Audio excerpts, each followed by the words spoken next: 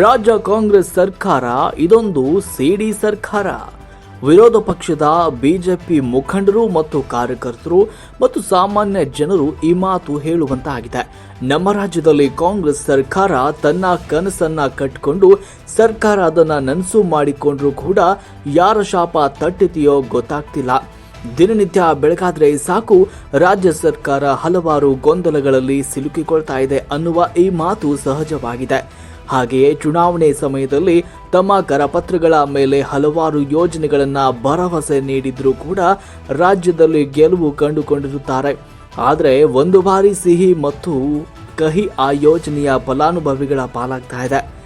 ರಾಜ್ಯದಲ್ಲಿ bus free ಮಾಡಿಕೊಂಡಾಗ rickshaw ಮತ್ತು ಖಾಸಗಿ ವಾಹನ ಚಾಲಕರಿಗೆ ಹೊಟ್ಟೆಯ ಮೇಲೆ ತಣ್ಣೀರು ಬಟ್ಟೆ ಅನ್ನುವಂಥ ಪರಿಸ್ಥಿತಿ ನಿರ್ಮಾಣವಾಗಿದೆ. ಇದೊಂದು ಕಡೆ ಗೃಹಲಕ್ಷ್ಮಿ ಯೋಜನೆ ಹಣದಿಂದ ಹಲವಾರು ಮಹಿಳೆಯರು ಸಾಮಾಜಿಕ ಕೆಲಸಗಳಲ್ಲಿ ಮತ್ತು ತಮ್ಮ ಚಿಕ್ಕ ಪುಟ್ಟ ಕನಸುಗಳನ್ನು ನನಸಾಗಿಸಲು ಸದುಪಯೋಗ ಮಾಡಿಕೊಂಡ್ರೆ, ಅದೇ ಗೃಹಲಕ್ಷ್ಮಿ ಯೋಜನೆ ಹಣಕ್ಕಾಗಿ ಮನೆಗಳಲ್ಲಿ ಜಗಳಗಳು ಆಗ್ತಾ ಇರುವುದು, ಉಚಿತ ಬಸ್ ಪ್ರಯಾಣದ ವೇಳೆ ಮಹಿಳೆಯರು ಹೊಡೆದಾಡಿಕೊಳ್ತಾ ಇರುವುದು ಸೇರಿದಂತೆ ಹಲವು ಘಟನೆಗಳು ರಾಜ್ಯದಲ್ಲಿ ನಡೀತಾ ಇವೆ. ಅದೇ ರೀತಿ ಎಷ್ಟೋ ಶಾಸಕರ ಸಿಡಿ ಪ್ರಕರಣಗಳಿವೆ ಅನ್ನುವ ವಿಷಯ ಆಗಾಗ ಹರಿದಾಡುತ್ತಾ ಪೆನ್ ಡ್ರೈವ್ ಹಗರಣ, ಸಿಡಿ ಹಗರಣ, ಅತ್ಯಾಚಾರ ಪ್ರಕರಣಗಳು ರಾಜ್ಯದಲ್ಲಿ ಸದ್ದು ಮಾಡ್ತಾ ಇವೆ. ಅದೇ ರೀತಿ ಕೆಲವು ಖಾವಿದಾರಿಗಳ ಕಾಮದಾಟದ ಪ್ರಕರಣಗಳು ಕೂಡ ಬೆಳಕಿಗೆ ಬಂದು ಜನಸಾಮಾನ್ಯರಿಗೆ ಇರಿಸು ಮುರಿಸು ಉಂಟು ಮಾಡುತ್ತಿವೆ. ಇದೊಂದು ಗೋಳಾದ್ರೆ ತನ್ನ ಪಕ್ಷ ಎಲ್ಲೋ ಅಸ್ತಿತ್ವ ಕಳೆದುಕೊಳ್ಳುತ್ತದೆ ಅಂತ ಡಿಕೆ ಶಿವಕುಮಾರ್ ಅವರು ಕೆಲವು ಶಾಸಕರಿಗೆ ನಿಮ್ಮ ಗುಲಾಬಿ ಚಿತ್ರಗಳು ನನ್ನ ಬಳಿ ಇವೆ ಅಂತಹ ಕೆಲವು ಶಾಸಕರನ್ನ ಬಲಿಪಶು ಮಾಡುತ್ತಾ ತಮ್ಮ ವಶಕ್ಕೆ ಪಡೆದುಕೊಳ್ಳುತ್ತಿದ್ದಾರೆ ಅನ್ನುವ ಗಂಭೀರ ಆರೋಪಗಳು ಕೇಳಿ ಬರ್ತಾ ಇವೆ. ಇದಕ್ಕೆ ಉದಾಹರಣೆ ಅನ್ನುವಂತೆ ಬೆಳಗಾವಿಯ ರಮೇಶ್ ಜಾರಕಿಹೊಳಿ ಅವರು ಡಿಕೆ ಶಿವಕುಮಾರ್ ಅವರನ್ನು ಮಹಾನಾಯಕ ಅನ್ನುವ ಶಬ್ದದ ಬದಲಾಗಿ ಸಿಡಿ ಶಿವ್ ಅಂದಿರುವುದು ಜನರ ಗಮನಕ್ಕೆ ಬರದ ವಿಷಯವೇನೂ ಅಲ್ಲ. ಇದೇ ರೀತಿ ನಮ್ಮ ರಾಜ್ಯದ ವಿದ್ಯಾರ್ಥಿಗಳು ಶಾಲಾ ಕಾಲೇಜಿಗೆ ತೆರಳಲು ಬಸ್ ಸಮಯಕ್ಕೆ ಸರಿಯಾಗಿ ಬರದೇ ಇರುವುದು ಮತ್ತು ತುಂಬಿದ ಬಸ್ನಿಂದ ಬಿದ್ದು ಗಾಯಗೊಂಡಿರುವುದು, ಸಾವನ್ನಪ್ಪಿರುವ ಅನೇಕ ಘಟನೆಗಳು ಕೂಡ ನಡೆದಿವೆ.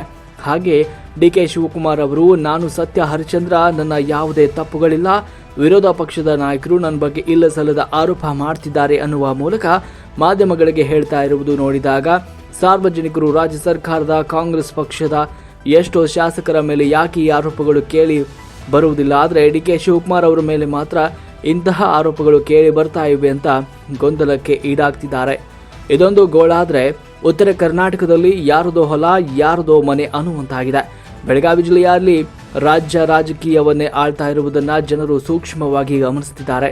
ಹಾಗೆಯೇ ವಿದೇಶಗಳಲ್ಲಿ ಕೂಡ ಕರ್ನಾಟಕದ ರಾಜಕೀಯ ಬಗ್ಗೆ ಗಂಭೀರ ಚರ್ಚೆಗಳಾಗ್ತಾ ಇರುವುದು ಇತ್ತೀಚೆಗೆ ನಡೀತಾ ಇದೆ. ಇದರ ಮಧ್ಯಭಾಗದಲ್ಲಿ ಅಥಣಿ ಮತಕ್ಷೇತ್ರದ ಶಾಸಕ ಸವದಿ ಅವರು ಅಭಿಮಾನಿಗಳಿಂದಲೇ ಆಯ್ಕೆಯಾದ ಶಾಸಕರೆಂದು ಹಣೆಪಟ್ಟಿ ಕಟ್ಟಿಕೊಂಡಂತಾಗಿದೆ. ಅದರಲ್ಲೂ ಅಥಣಿ ರಾಜಕೀಯದಲ್ಲಿ ಪಕ್ಷಕ್ಕಿಂತ ವ್ಯಕ್ತಿ ಮುಖ್ಯ ಎನ್ನುವಂತಾಗಿದ್ದು, ಇದರ ನಡುವೆ ಅಥಣಿ ಕಾಂಗ್ರೆಸ್ ಪಕ್ಷದಲ್ಲಿ ಒಂದು ಮನೆ ಮೂರು ಬಾಗಿಲು ಅನ್ನುವಂತಾಗಿದ್ದು, ಇದಕ್ಕೆ ಸಣ್ಣ ಉದಾಹರಣೆ ಎಂದರೆ ಸಂಖೋನಟಿ ಪಂಚಾಯಿತಿಯಲ್ಲಿ ಸದಸ್ಯರ ಮೆಜಾರಿಟಿಗಾಗಿ ತಮ್ಮ ಮನೆಯಲ್ಲಿರುವ ಪಕ್ಷದ ಸದಸ್ಯರನ್ನ ಹೈಜಾಕ್ ಮಾಡಿಕೊಂಡಿದ್ದು ನೋಡಿದಾಗ ಸತ್ತ ಹೆಣ ನಾರಿತು ಅನ್ನುವಂತಾಗಿದ್ದು, ಅದೇನೇ ಇರಲಿ ಅಥಣಿ ಮತಕ್ಷೇತ್ರದ ಶಾಸಕರು ಪಕ್ಷದಲ್ಲಿ ತಮ್ಮ ಮೊದಲಿನ ಪ್ರಾಮುಖ್ಯತೆಯನ್ನು ಕಳೆದುಕೊಳ್ಳುತ್ತಿದ್ದಾರೆ ಅನ್ನುವ ಮಾತುಗಳು ಅವರದೇ ಪಕ್ಷದವರಿಂದ ಕೇಳಿ ಬರ್ತಾ ಇವೆ. ರಾಜ್ಯದಲ್ಲಿ ಬಿಜೆಪಿ ಸರ್ಕಾರ ಇದ್ದಾಗ ಮಹೇಶ್ ಕುಮಠಳ್ಳಿ ಅವರು ಹಲವಾರು ಅನುದಾನ ತಂದರೂ ಅದು ಮತ್ತೊಬ್ಬರ ಪಾಲಾಗಿದೆ.